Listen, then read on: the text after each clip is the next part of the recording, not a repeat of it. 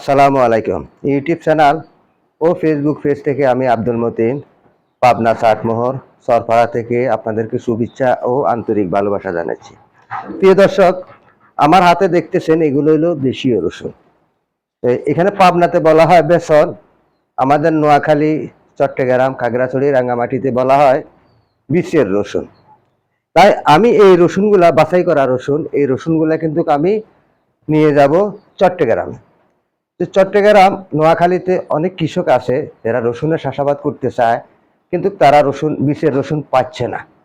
তাই আমার কাছে আপনারা বীজের রসুন পাবেন, আপনারা আমার থেকে বীজের রসুন নিতে পারবেন, কারণ আমি আপনাদেরকে বীজের রসুন দিতে পারবো।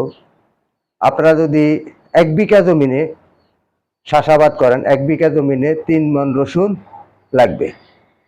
তাই 1 বিঘা জমিনে আপনারা 3 মণ রসুন কিভাবে লাগাবেন সেই বিষয়বস্তু নিয়ে আমি আজকে আপনাদের সামনে কথা বলবো।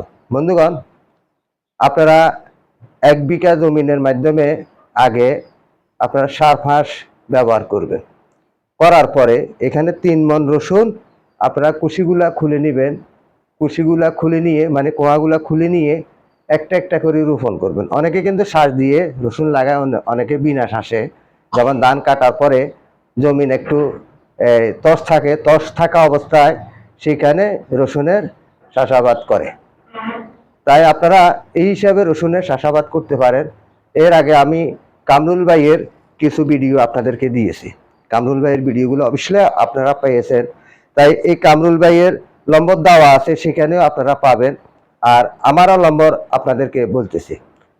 আমাকে আপনারা পাবেন চট্টগ্রাম সিটি গেট হইয়া উত্তর লেক সিটিতে, সেখানে আমি অবস্থান আমার। সেখানে আপনারা আমার থেকে বীজের রসুন পাবেন। তাই আমার নম্বরটা বলতেছি 0182131478। এই নম্বরে আপনারা যোগাযোগ করে আমার থেকে রসুন নিতে পারবেন। আমার কাছে শুধু রসুন এটা নয়, আমার কাছে রসুন আরও আছে। এই যে দেখুন, এগুলা কিন্তু বাঁশে ঝুলন্ত অবস্থায় আছে। এগুলা সম্পূর্ণ বীজের রসুন।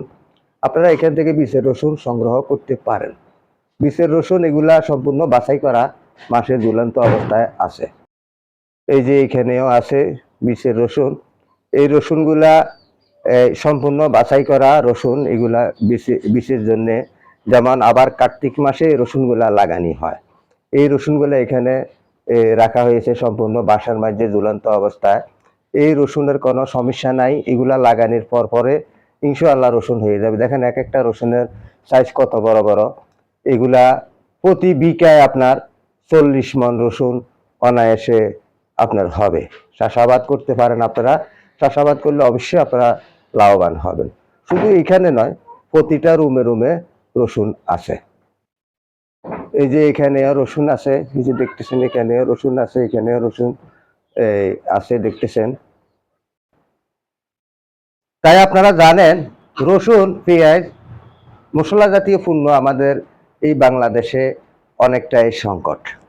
কারণ রসুন আমাদেরকে বাইরের থেকে কিনে খেতে হয়, পেঁয়াজ আমাদেরকে বাইরের থেকে কিনে খেতে হয়।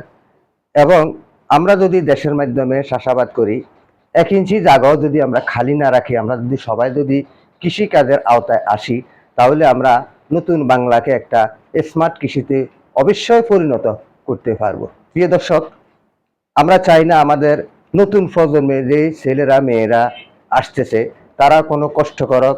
তারা এই বাইরের থেকে, কারণ আমরা যদি বাইরের থেকে রসুন কিনে আনি, পেঁয়াজ কিনে আনি, তাহলে আমাদের অর্থগুলা বাইরে চলে যেতেছে। আপনারা বিল্ডিংয়ের ছাদে চাষাবাদ করতে পারেন, বাড়ির আঙ্গিনায় উঠানে আপনারা রসুনের চাষাবাদ করতে পারেন।